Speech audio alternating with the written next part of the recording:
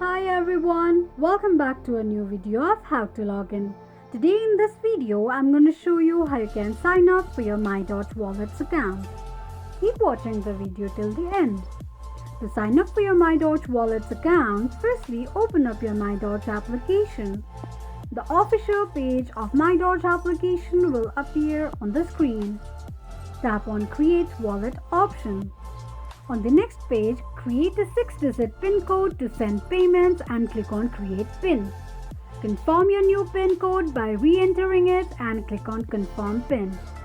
Choose and create a password for your MyDoge Wallets account. Confirm your password by re-entering it and click on Confirm Backup. Tap on an eye icon to check if you have entered your password correctly or not.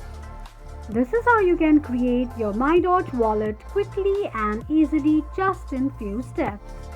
If you have any doubts or queries, let us know in the comment section.